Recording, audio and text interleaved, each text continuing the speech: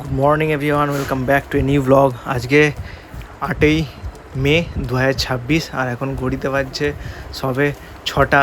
আমি আর দীপ আজকে বেরিয়েছি কলকাতার উদ্দেশ্যে বেরোনোর বিশেষ কারণ হচ্ছে পাসপোর্টের জন্য। আমাদের পাসপোর্টটা মেনলি করেছিলাম তো পুরুলিয়ার অ্যাড্রেসে, পুরুলিয়াতেই সমস্ত কিছু হয়েছিল, কিন্তু পাসপোর্টে কিছু প্রবলেমের জন্য সেটা আটকে যায়। তার জন্য আমাদেরকে আবার যে কলকাতা আছে, Kolkata RPO regional passport office, সেখানে আবার আমাদের ডেট নিয়ে টাইম নিয়ে যেতে হচ্ছে। তো পিউকে বিষ্ণুপুরেই রেখে আমি আর দীপ দুজনে মিলে চললাম এখন কলকাতার পথে। ঘড়িতে জাস্ট বাজছে 9টা আর আমরা এখন হুগলি ব্রিজ পের হচ্ছি। আমাদের টাইম আছে 10:30টার সময়, তবুও আমাদের ঠিক টাইমে পৌঁছানোর জন্যই আমরা গাড়ি করেই আজকে এসছি। নাহলে ভেবেছিলাম ট্রেনেই আসবো, কিন্তু দেখলাম ট্রেনে করে আসলে ঠিকঠাক টাইমে আমরা পৌঁছাতে পারবো না।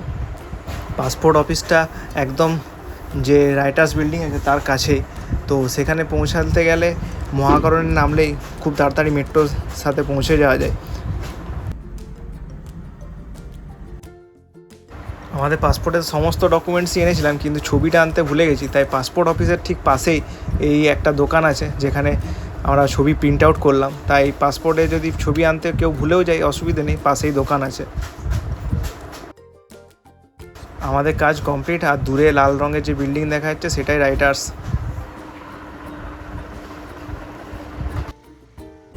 এরপর আমরা মেট্রো করে ধর্মতলার দিকে যাচ্ছি। ধর্মতলায় কিছু কেনাকাটা করবো। গাড়িটা এখানেই যে কোর্ট আছে, কোর্টের ওখানে রাখা আছে। মোটামুটি গাড়িটা কমপ্লিট হলো, তবে খুব চাপের মধ্যে অনেক এই ওই নেই অনেক কিছু করছিল পাসপোর্ট অফিসে। তো যাই হোক, পাসপোর্ট অফিসে কীরকম কী হয়েছিল সেই প্রবলেমগুলো বলবো, তাহলে পরবর্তীকালে বাকিদেরও সুবিধা হবে। আরেকবার হয়তো আমাদের আসতে হতে পারে পিহুর পাসপোর্টটার জন্য, পিহুরটাও করিয়ে নেবো। আর এটা হলো মহাকরণের মেট্রো স্টেশন। এই মেট্রো স্টেশনটা মোটামুটি ফাঁকাই থাকে, এটা বেশি ভিড় থাকে না। মেনলি ধর্মতলা, হাওড়া এগুলো প্রচণ্ড ভিড় থাকে। এখন ধর্মতলা এলাম আর বাইরে বেশ ভালোই রোদ দিয়েছে, একটু মেঘও করে রেখেছে। মেঘ হালকা, সূর্য তো একদম মাথার উপরে। আর তার সাথে আমাদের খিদেও পেয়ে গেছে, কারণ ফার্স্টেই আমরা ঢুকে গেছিলাম, বেশি আর দেরি করিনি, কারণ আগে আমাদের কাজটা হয়ে যায়। আর ঢুকেও অনেকটা টাইম লাগলো, মোটামুটি কত টাইম লাগলো?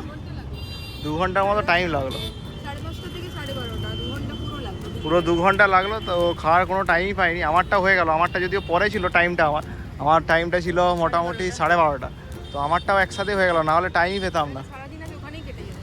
ওখানে কেটে যেত সত্যি। আর ধর্মতলা আসা হতো না। আর এসছি পিউর জন্য কিছু কেনাকাটি করার জন্যই মেনলি এসছি সেরকমভাবে।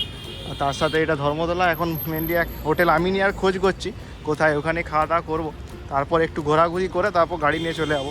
গাড়ি যদিও কোর্টের ওখানে তো পার্কিং করা আছে। অনেকটা হেঁটে তারপর আমরা পৌঁছালাম আমিনিয়া।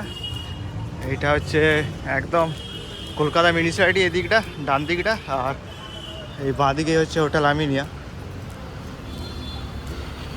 আর এই হলো ওদের মেনু। এবার এখান থেকে আমরা ভেবেছি বিরিয়ানি খাবো। বিরিয়ানি আমিনিয়ার খুব প্রসিদ্ধ, তো দেখা যাক কী অর্ডার দিই। এখন আমরা বসে আমিনিয়া রেস্টুরেন্টে, এই রেস্টুরেন্টে যদি এর আগে কোনোদিন খাইনি, আজকেই ফার্স্ট ঢুকলাম। আর বাইরে তো ফার্স্টে বুঝতে পারিনি, বাইরে এমনি ফ্যান চলছে, আর ভেতরে এসি রুমের ভিতরে ঢুকলাম। নাহলে বাইরে তো প্রচণ্ড গরম আজকেও ভালোই গরম দিয়েছে। আজকে মোটামুটি একটা বিরিয়ানি অর্ডার দিলাম, তার সাথে দেখি তারপর আরও কিছু খাবো। এটা হচ্ছে দেখাচ্ছি আমিনিয়ার রেস্টুরেন্টটা। এটা একটা ছোট্ট কেবিনের মতো, এখানেই বসেছি। আর এটা হচ্ছে আমিনিয়ার রেস্টুরেন্ট। ভিতরেরটা এসি, বাইরে দেখলাম ভিড় আছে, ভিতরের মধ্যে সেরকম ভিড় নেই। বিরিয়ানি অর্ডার দিচ্ছি, মোটামুটি দুজনের হয়ে যাবে যা পরিমাণ দিয়েছে। এখানে পরিমাণটা প্রচুর অনেকটাই বেশি থাকে, তবে বেশ সাজিয়ে গুজিয়ে দেয়নি, মোটামুটি যেরকম পেরেছে দিয়েছে।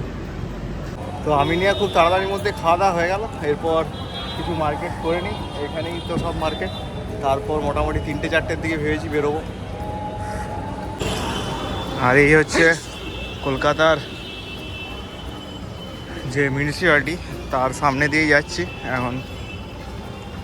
এখানে যদি অনেক ফুটপাতে হোটেল আছে, কিন্তু খুব একটা এই গরমকালে ফুটপাতে হোটেলে খেলে মানে কি তেল দিয়ে করবে সেটা ঠিক নেই। যদিও এরপর কিছু ঠান্ডা ঠান্ডা এইসব খেতে হবে। খাওয়া দাওয়ার পর এবার কিছু শপিং করার পালা। ফার্স্টেই দীপ ওর জন্য কিছু চশমা দেখছে। আমরা বেশিরভাগ কলকাতা এলেই চশমা, ঘড়ি বা পিউর কিছু খেলনা এগুলো আমরা সচরাচর দেখি, তার সাথে সিলেদার্স তো আছেই। এখন এসছি সিলেদার্সে এসে দীপ বললো ওর কিছু জুতো দেখার আছে, তার জন্য এসছি। সিলেদার্স তো এমনি পুজোর সময় প্রচণ্ড ভিড় থাকে, আজকে তবুও কিছুটা ফাঁকা আছে, নাহলে যা ভিড় থাকে তাতে ঠিকমতো একদম জুতো দেখাই যায় না। দীপ এখন ভাবছে কোন জুতোটা নেবে, আর আমি এতটাই হায়রান, একটু বসেছি। সিলেদার্সের পর দীপ পিহুর জন্য কিছু ঘড়ি দেখছে, আর তার সাথে আমারও আর দীপেরও যদি কিছু ঘড়ি পছন্দ হয় নেবো ভেবেছি। এখন ধর্মতলা মার্কেটে দেখলাম বেশ কাঁচামিঠা আম মাখা বানানো হচ্ছে, তো আমরা দুজনে একটু ভাবলাম খেয়েই দেখি কেমন বানায় কলকাতা, আর খুব টেস্ট ভালো হয়। আর এটা হলো নিউ মার্কেট, যেটা সবসময় খুব ভিড় থাকে, যদিও এখন রোদ প্রচণ্ড বলে একটু কম ভিড়। এখন ঘড়িতে বাজছে সন্ধ্যে 5:30টার মতো, সন্ধ্যে নয় ঠিক বিকাল 5:30। তো এবার আমাদের কাজ কমপ্লিট, ধর্মতলায় মার্কেটিং কমপ্লিট, আর আমরাও প্রচণ্ড হায়রান হয়ে গেছি। গাড়ি নিয়ে এবারে আবার বেরিয়ে পড়লাম বিষ্ণুপুরের উদ্দেশ্যে।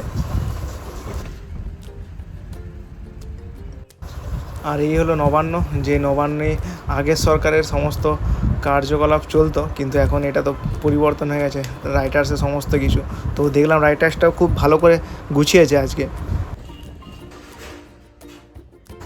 কলকাতা গিয়ে পিউর জন্য কিছু আনবো না সেটা তো হতেই পারে না, আর পিউ তো অপেক্ষা করে বসে থাকে সারাদিন। তো আজকেও আমরা পিউর জন্য একটা স্পেশাল গিফট কিনেছি, সেটা হচ্ছে একটা ঘড়ি, বেশ ভালো রকমের স্পাইডারম্যানের ছবি দেওয়া ঘড়ি। ও ওয়েট করছে, আর এটা হলো ওর গিফট আজকের মতো। এটা বেশ সুন্দর, টিপলেই লাইট জ্বলে, তাই এটা আমাদের খুব পছন্দ হয়েছিল। পিউকে সারাদিন আমরা বলেই গেছিলাম যে আমরা অফিস যাচ্ছি, তাই তুমি দুষ্টুমি করো না, কান্নাকাটি করো না। ও চুপচাপ একদম সুন্দর ছিল। আর আজকের মতো আমরা তো প্রচণ্ড টায়ার্ড, তাই আজকের ব্লগটা এখানেই শেষ করলাম। আবার দেখা হবে কালকে একটা নতুন ব্লগ নিয়ে। সবাই ভালো থাকবেন, সুস্থ থাকবেন। টাটা বন্ধুরা।